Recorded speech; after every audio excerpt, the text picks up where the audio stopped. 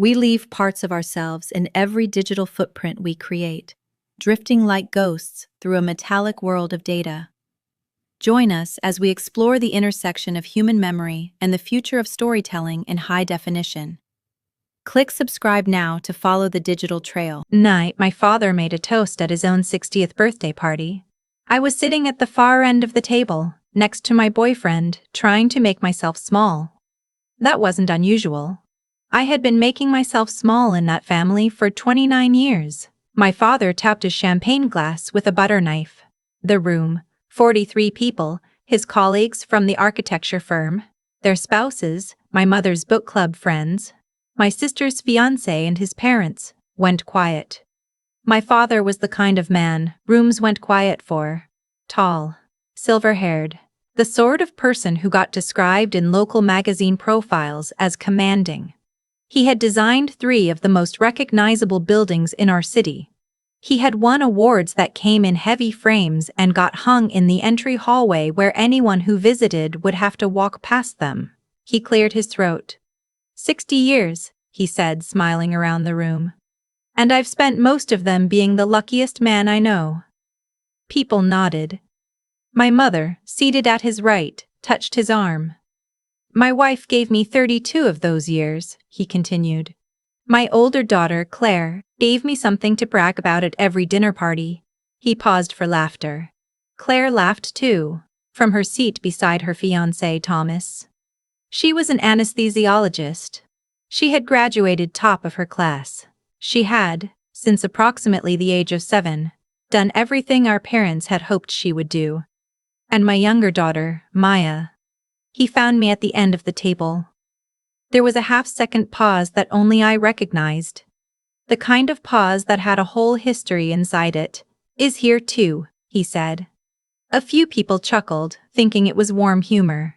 A father teasing a daughter at his birthday. My mother smiled tightly. Claire looked down at her plate. Thomas's father, Richard, who I had only met twice, glanced at me with an expression I couldn't read. My boyfriend Ryan put his hand over mine under the table. My father lifted his glass higher. To 60 years. To the people who built something worth celebrating. Everyone drank. I drank too. I had gotten good at swallowing things. My name is Maya. I'm 29 years old. I teach 2nd grade at an elementary school in the same city where I grew up. The same city my father helped design the skyline of. I love my job. I love it in the way that is hard to explain to people who think teaching is a fallback. I love the moment a child's face changes when something clicks. I love the controlled chaos of 22 7-year-olds learning to read. I love the handwritten cards I get at the end of the year, the spelling mistakes, the crayon drawings, the ones that say, "You're my fave teacher" in letters that slope off the lines. My father called it a fine thing to do while you figure out what you actually want. That was 6 years ago. I never figured out what I actually wanted, according to him, because I was still teaching. My mother was gentler about it, but arrived at the same conclusion. She had been a radiologist before she retired. She had expected, I think, that both her daughters would enter medicine or something adjacent to it. Law, research, something with a title that required explaining at parties. Claire had delivered on that expectation completely. I had not. Ryan came into my life 3 years ago, at a hardware store of all places. I was trying to buy the right kind of paint for a classroom project. I needed something non-toxic and washable. And I was standing in the aisle holding 2 identical-looking cans with different labels. Genuinely lost.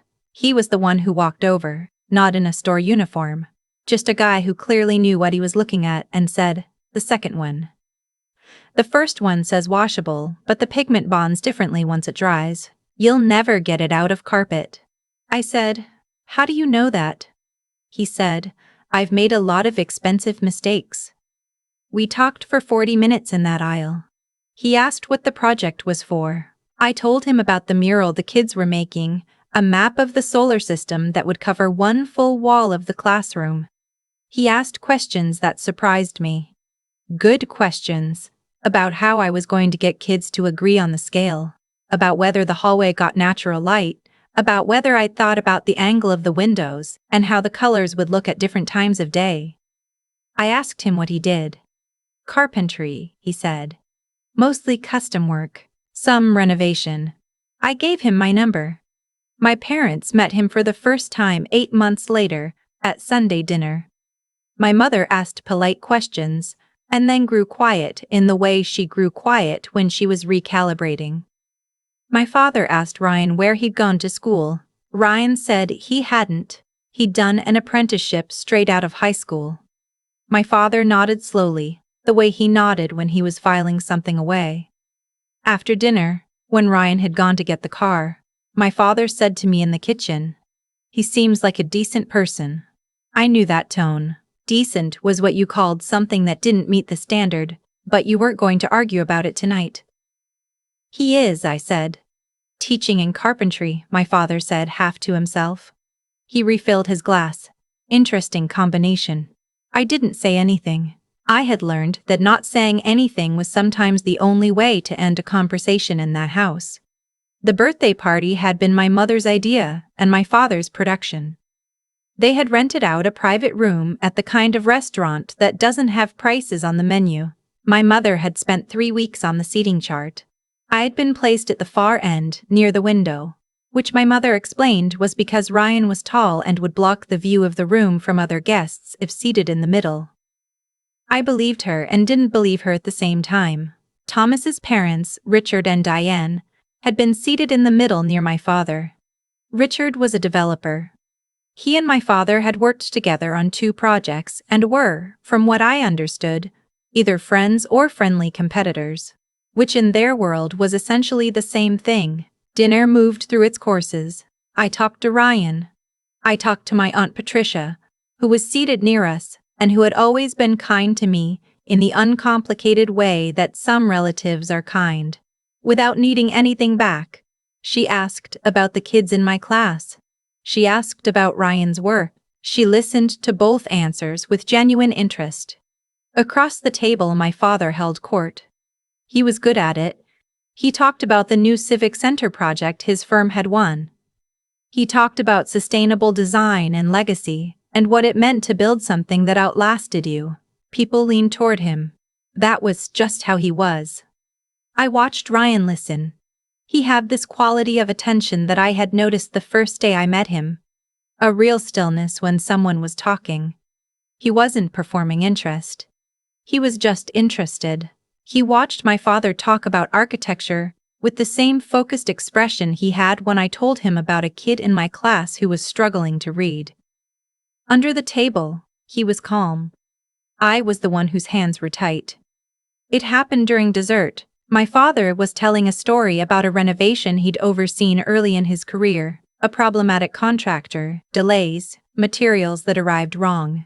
It was a story I'd heard before. The punchline involved him solving it brilliantly. "The problem," my father said, gesturing with his fork, "is that tradespeople don't understand the design vision. They understand their piece of it. They don't see the whole thing." He smiled around the table. No offense to anyone in a trade. He glanced toward Ryan when he said it, not directly, but toward. The way you could glance at someone while technically looking at the general area. Ryan said, "None taken," mildly, and took a bite of his cake. My father continued the story. Thomas's father, Richard, had been quiet for the last few minutes.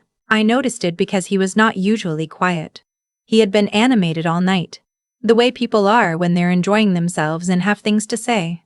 But now he was looking at Ryan with a slightly different expression, like he was trying to place something. He waited until my father finished his story, then he said, "Ryan.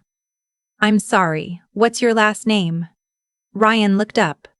"Calloway." The table was at normal dinner volume. Conversations overlapping.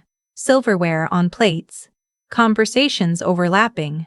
Silverware on plates. But Richard had gone quite still, and something about his stillness pulled the attention of the people nearest to him. "Ryan Calloway," Richard said. "You do custom woodwork. Residential and commercial." "That's right," Ryan said. Richard set his fork down. The Harmon Tower lobby. It wasn't a question. Ryan nodded once. The millwork installation, yes. And the St. Clair renovation, the private residence on the north side. I led that project. Richard looked at my father, then back at Ryan. Then he said, to no one in particular but really to everyone. Do you know what this man built? The table had gone noticeably quieter. My father's expression had shifted into something careful. The Harmon Tower lobby installation won a National Craftsmanship Award last year, Richard said. His voice had the tone of someone who had just connected a name to a face and couldn't quite believe it took this long. The St. Clair residence was featured in Architectural Digest. My firm tried to bring him onto the Kelsey project for 6 months before he committed. He paused.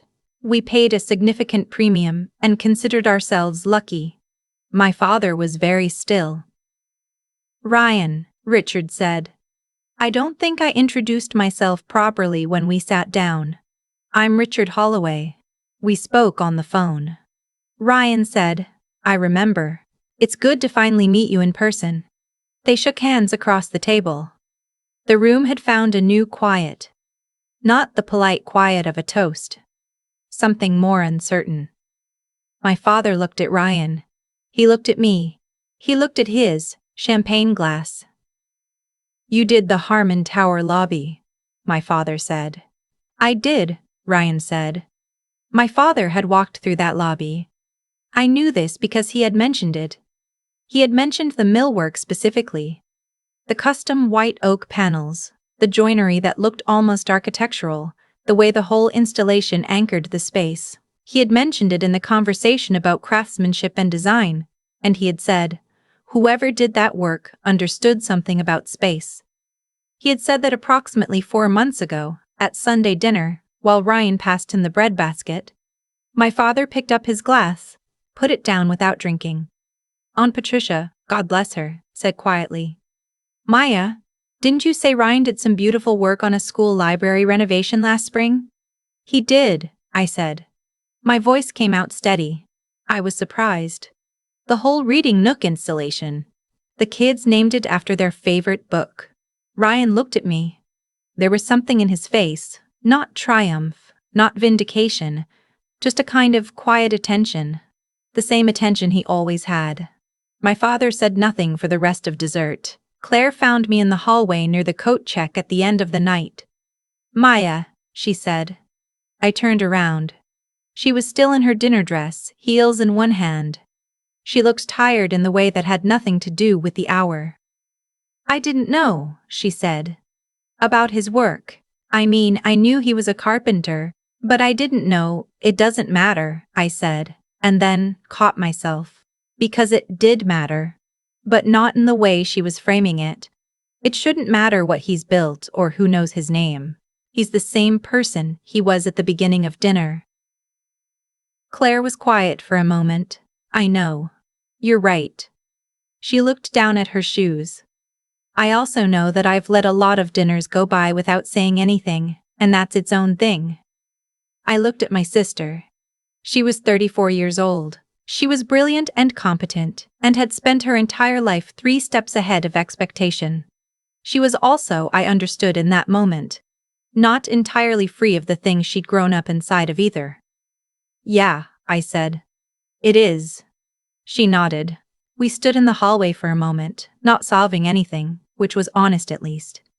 Ryan came around the corner with my coat. He handed it to me without ceremony. He said hello to Claire. She said, "It was really nice to see you." And this time she meant it differently than she had at the start of the night. We walked out into the cold. My father called 2 days later. I almost didn't answer. I was sitting at my kitchen table with a cup of coffee and a stack of reading assessments that needed to be graded by Thursday, and I looked at his name on the screen for a long moment before I picked up. Maya, he said. Hi, Dad. A pause. He was not a man who paused. I wanted to call. Okay. Another pause. I owe you an apology. I didn't say anything. I had learned a long time ago not to rush to fill his silences. He had to find his own way to the words. I've been dismissive, he said, of your choices, of the people you choose, And that isn't? He stopped, started again. It isn't right. It isn't what I should have done. I thought about the toast. I'm here too, said with that half-beat pause in front of 43 people. Dad, I said, this isn't about Ryan's work. I know. I need you to understand that. Because if the only reason you're calling is that Richard Holloway told you Ryan is impressive, it's not, he said, and his voice shifted. Something quieter came into it. It's not. I've been thinking about it since before Saturday. Your mother and I have been, another stop. We've had some conversations. I believed him partly. I wasn't sure I believed him completely. I wasn't sure I needed to decide that tonight. I appreciate you calling, I said. I really do. But I need some time. Of course, he said. Of course, Maya. Take the time you need. We said goodbye. I set my phone face down on the table and sat with my coffee until it went cold. Ryan was in the kitchen making dinner when I told him about the call. He listened with his back half turned, stirring something on the stove. When I finished, he was quiet for a moment. What do you want to do? He asked. I don't know yet, I said. He nodded. He didn't tell me what I should feel. He didn't tell me to forgive him or to hold the line, or that my father didn't deserve my time. He just nodded and went back to the stove. That was the thing about Ryan. He made space for the actual answer instead of the easy one. I sat at the kitchen counter and watched him cook. These hands that had built the lobby of a building my father had walked through and admired without knowing. These hands that had come home every night with real evidence of what they'd done. And I thought about what I wanted. Not what my father expected. Not what would make things smooth at family dinners. What I actually wanted. I wanted my father to understand, really understand.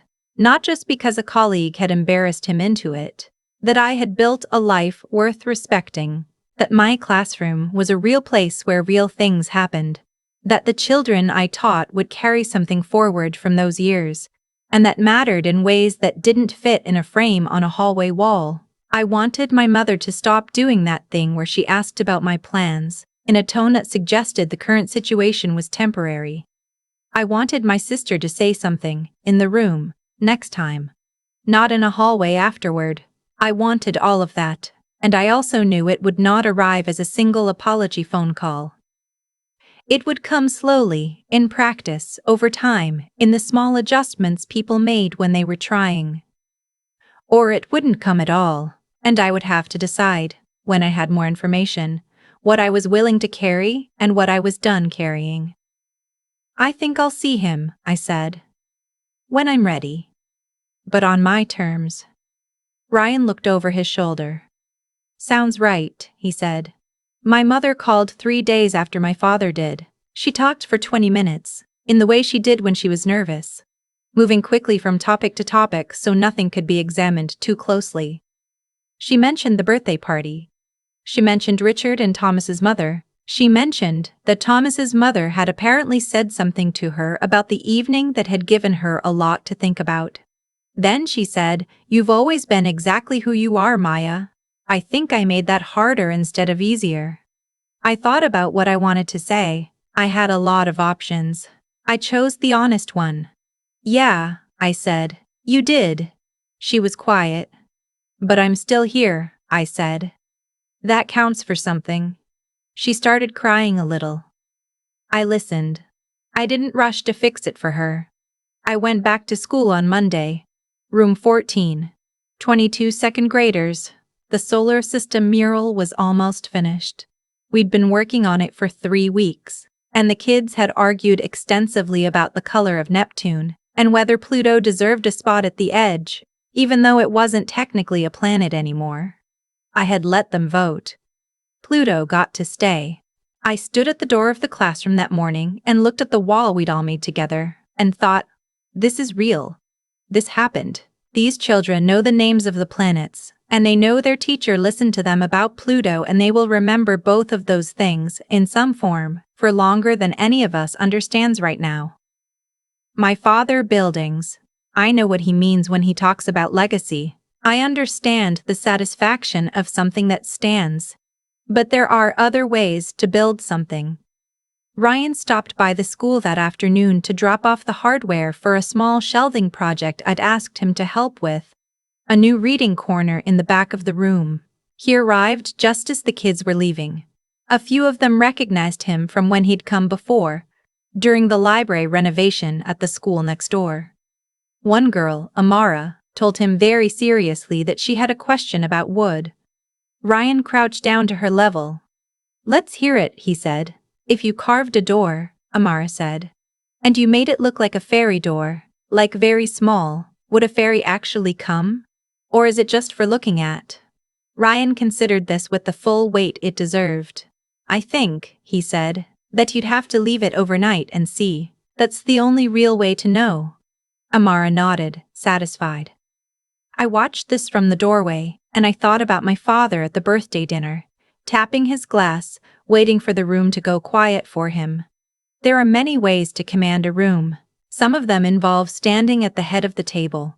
Some of them involve crouching down to answer a question about fairy doors.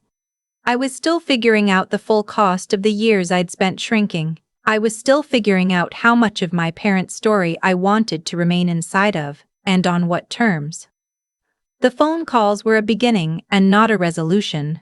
Apologies that come because someone else applied pressure are not the same as apologies that come from actual reckoning, and I had learned to tell the difference.